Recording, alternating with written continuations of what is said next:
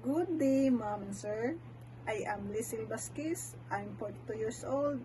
I am a single parent. I have three children, one daughter and two sons, ages 13, 21, and 23 years old.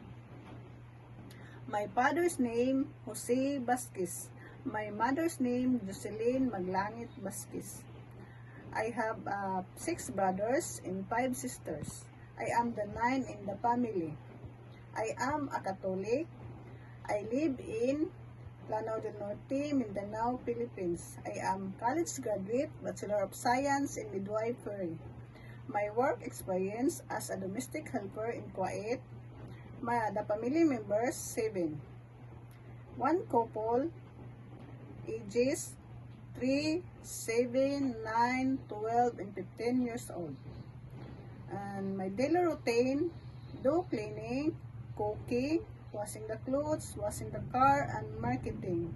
And Mom and Sir, if you hire me, I promise I will do my best. I am a hardworking person, honesty, loyalty, trustworthy, and respectful.